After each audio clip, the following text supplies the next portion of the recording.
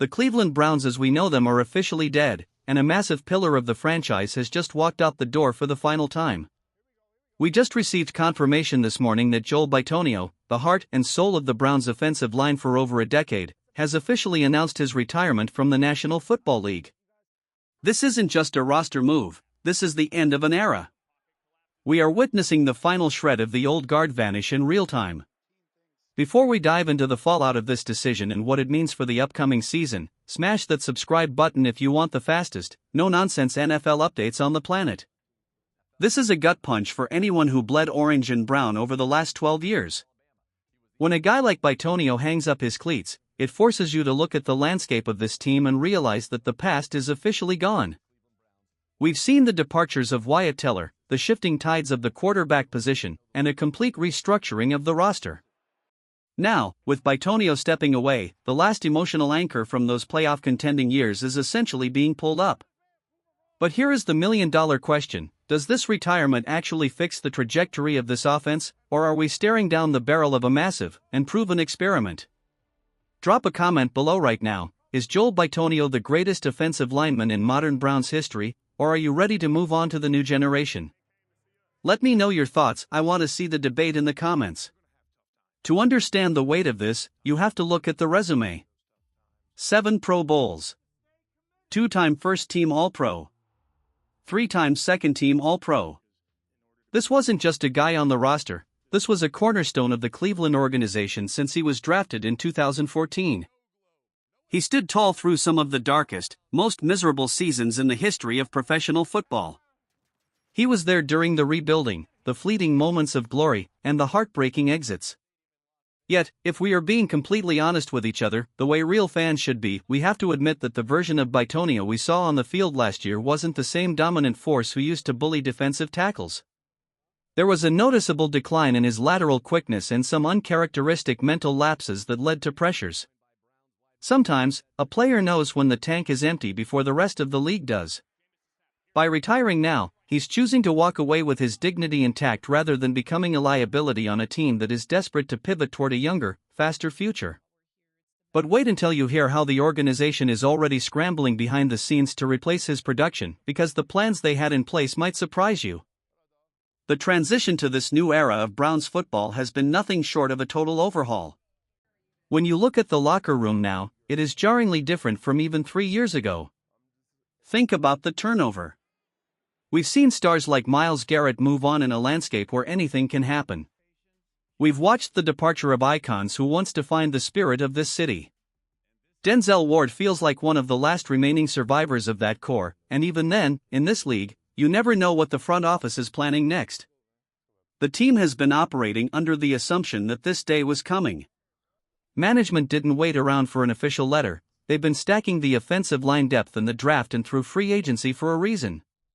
They knew the ceiling for this specific group was lowering, and they've been preparing to tear the house down to build it back up with younger, cheaper, and arguably more hungry talent.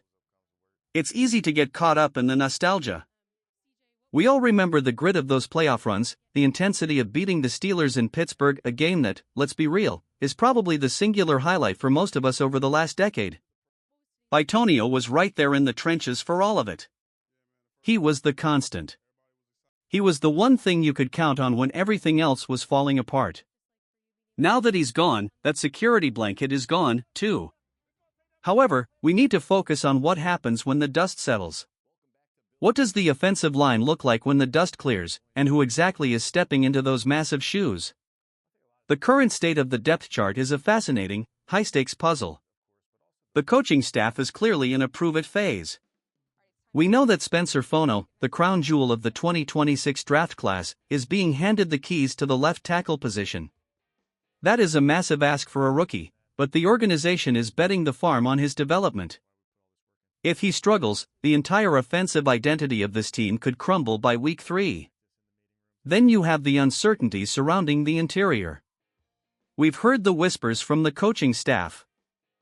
They have 4 of the 5 spots theoretically figured out, but that 5th spot, the center position, is the giant red flag hanging over the entire offseason. We've heard talk about Elton Jenkins moving around the line. The coaching staff clearly wants to utilize his versatility, potentially slotting him in at guard, but they are terrified to pull that trigger until they find a center who can actually snap the ball and make protection calls under pressure. This is the reality of the post-Bitonio era. It's not just about losing a legend, it's about the domino effect of shuffling pieces across a line that was already struggling to find consistency. Zion Johnson is coming in as a big-ticket free agent, and the expectation is that he starts immediately. Titus Howard is locked in as a starter. But beyond that, there are questions that don't have easy answers. Austin Barber is someone to keep an eye on as a depth piece, and honestly, the sheer volume of tackles being brought in suggests the team is terrified of the injury bug taking down their young stars. Are you worried about the protection for the quarterback, or do you trust this new, younger, and leaner offensive line to hold their own? Tell me your thoughts. We are moving into a brand of football that is defined by speed, youth, and a complete lack of sentimental attachments. The oldest players on this roster are getting phased out. When you realize that the quarterback is becoming one of the most experienced veterans on the team, you realize just how radical this shift is. It's a gamble. It's an all-in move on the future. We will miss Joel Bitonio. We will miss the stability, the leadership, and the history he brought to the stadium every Sunday. But the NFL is a cold business. It doesn't care about what you did 5 years ago, it only cares about what you can do on the next snap. The Browns are trying to redefine their identity, and while it hurts to lose a legend, this is a necessary step in the evolution of the team. We're heading into a season that will either be remembered as the birth of a new dynasty or a cautionary tale of gutting a team too quickly. Either way, we're going to be here every step of the way to break it down, analyze the failure, and celebrate the wins. Stay tuned, because the next few weeks are going to be absolutely wild as this new lineup takes shape for the first time in training camp. Thank you for hanging out with me to get the real scoop on this massive news. It's a bittersweet day for all of us, but that's the life of an NFL fan. We take the hits, we move on, and we keep looking forward to the next kickoff. If you haven't already, make sure you hit that subscribe button to join the community. We are the fastest growing source for everything happening with the team, and I promise you don't want to miss what we have planned for the upcoming analysis of these new starters. Keep your eyes on the site and your notifications on. We've got a massive week ahead of us, and I'll be back soon with more breaking developments as we continue to track how this team reshapes itself for the upcoming season. Until then, stay loud, stay passionate, and go Browns.